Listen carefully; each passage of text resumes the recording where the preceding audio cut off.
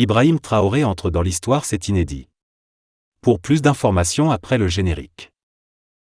Bienvenue sur la Ligue planétaire.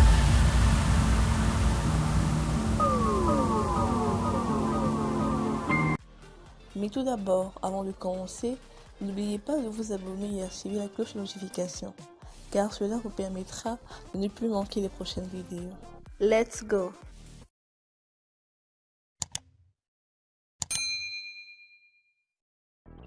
Depuis son arrivée au pouvoir, Ibrahim Traoré n'a de cesse de se présenter comme « le seul patriote » qui ait dirigé ce pays, puisque selon lui ses prédécesseurs n'ont rien fait.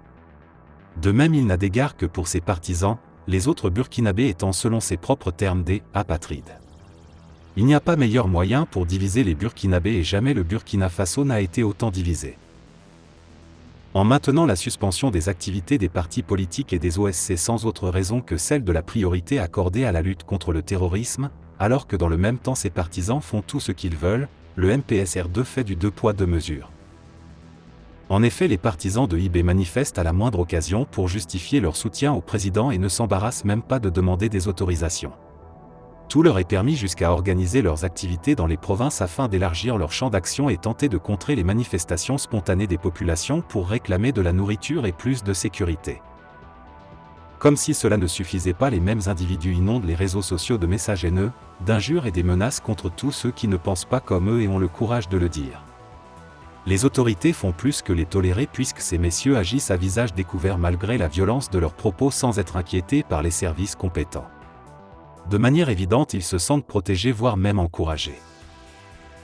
Comme l'a clairement indiqué un des leurs dans un message audio en circulation, les leaders panafricanistes, puisque c'est d'eux qu'il s'agit, ont été formés aux techniques de communication pour éviter de tomber sous le coup de la loi. Malheureusement pour eux, ils n'y arrivent pas et se retrouvent à tout moment en porte-à-faux avec la loi.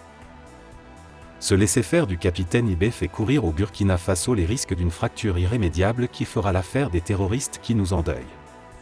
Actuellement plus que jamais, le pays est au bord de l'implosion pour ne pas dire de l'effondrement. Ibé en porte l'entière responsabilité puisque c'est dans ses propres propos que ses soutiens vont chercher les arguments pour s'en prendre à tous ceux qui sont criques. Dans sa dernière adresse à la nation, n'est-ce pas lui-même qui s'en est pris aux journalistes, aux analystes et aux émissions télé et radio et aux leaders d'OSC? Cela a suffi pour que ses partisans se lancent dans une campagne haineuse de dénigrement, d'injures, de menaces contre ceux-ci.